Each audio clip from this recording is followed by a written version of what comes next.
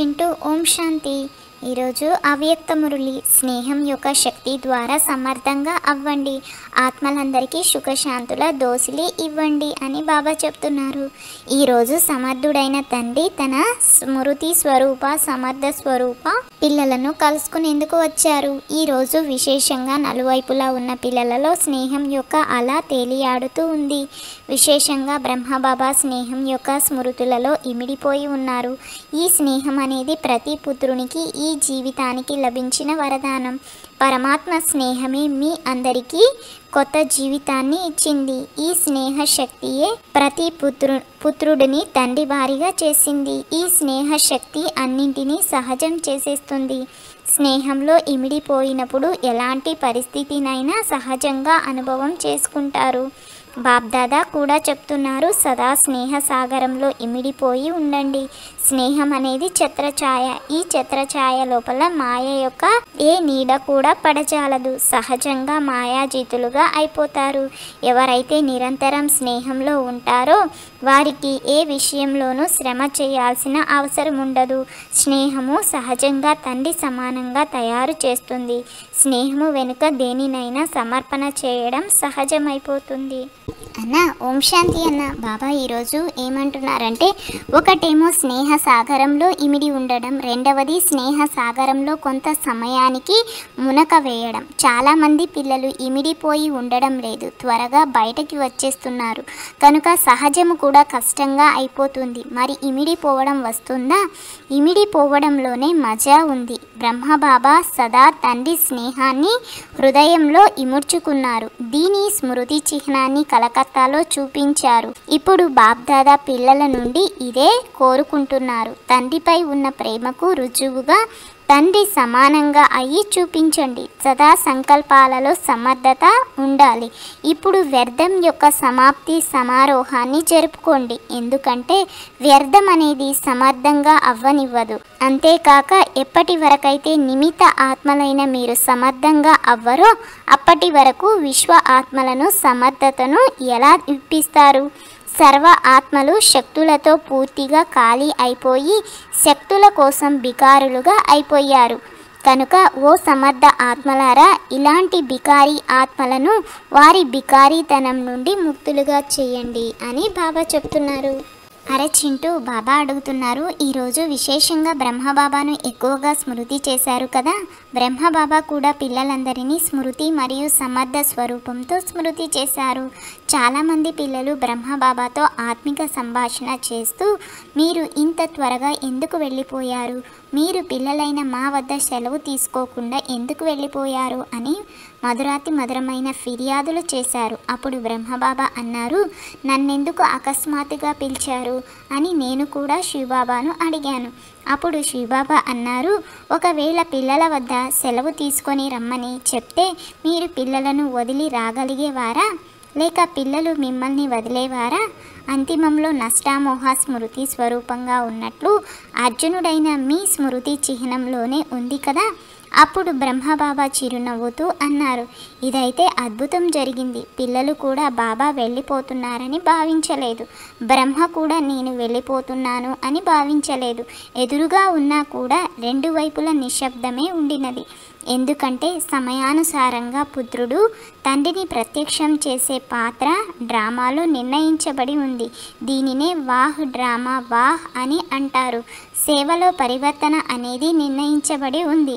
బ్రహ్మబాబా పిల్లలకు బ్యాక్ బోన్గా అవ్వాల్సి ఉంది. అవ్యక్త రూపంలో సేవను వేగవంతంగా చేసే పాత్ర అభినయించాల్సి ఉంది.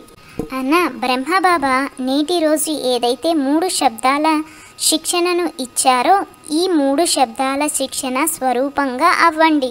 మనసాలో నిరాకారి, వాచాలో నిరహంకారి, కర్మనాలో నిర్వికారిగా అవ్వాలి. సెకండులో సాకార స్వరూపంలోకి రండి. సెకండులో నిరాకార స్వరూపంలో స్థితమైపోండి. రోజంతటిలో మాటి మాటికి ఈ అభ్యాసం చెయ్యండి. అంతేకాని కేవలం స్మృతిలో కూర్చున్న సమయంలో మాత్రమే నిరాకార స్థితిలో స్థితమవ్వడం కాదు. కానీ మధ్య మధ్యలో సమయాన్ని కేటాయించి ఈ దేహభావము నుండి అతీతంగా నిరాకార ఆత్మస్వరూపంలో స్థితమయ్యే అభ్యాసం చెయ్యండి.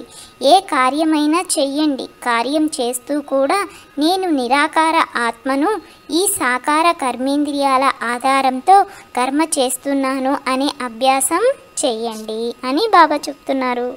అరే చింటూ, పాండవులందరూ సమర్థులే కదా, బలహీనంగా అయితే లేరు కదా, సమర్థులే కదా అని బాబా ప్రశ్న అడుగుతున్నారు.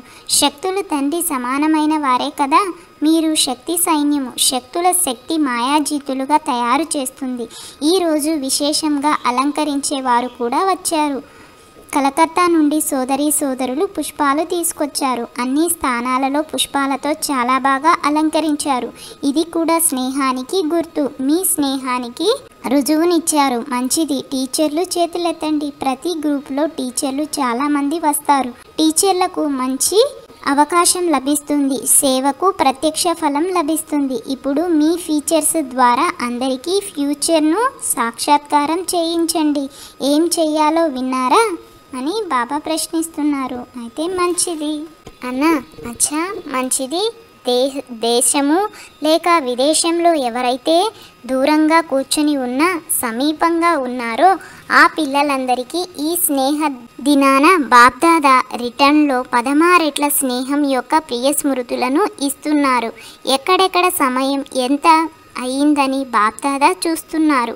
కానీ అందరూ జాగంతి జ్యోతులుగా అలసిపోని వారిగా అయ్యి వింటున్నారు మరియు సంతోషిస్తున్నారు.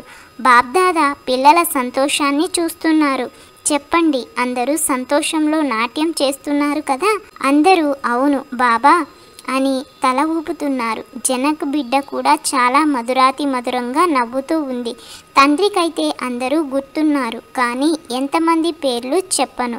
అనేక మంది పిల్లలు ఉన్నారు కనుక బాప్దాదా అంటున్నారు, పిల్లలు ప్రతి ఒక్కరూ తమ పేరుతో పర్సనల్గా ప్రియ స్మృతులను స్వీకరిస్తున్నారు మరియు స్వీకరిస్తూ ఉండండి. మంచిది. ఇప్పుడు 1 సెకండ్లో నిరాకారి స్థితిలో స్థితమైపోండి.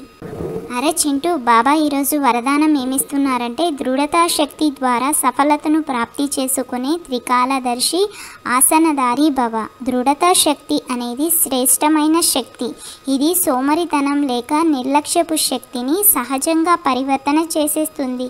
బాప్దాదా వరదానము ఎక్కడ దృఢత ఉందో అక్కడ సఫలత ఉండనే ఉంది. కేవలం ఎలాంటి సమయమో అలాంటి విధి ద్వారా సిద్ధి స్వరూపంగా అవ్వండి. ఏదైనా కర్మ చేసే ముందు దాని ఆది మధ్య అంతాలను ఆలోచించి అర్థం చేసుకొని పని చెయ్యండి మరియు చేయించండి. అనగా త్రికాలదర్శి ఆసనదారిగా అవ్వండి. అప్పుడు సోమరితనము మరియు లేక నిర్లక్ష్యము సమాప్తమైపోతుంది. సంకల్పం అనే బీజము శక్తిశాలిగా దృఢత సంపన్నంగా ఉంటే వాణి మరియు కర్మలో సహజ సఫలత ఉండనే ఉంది.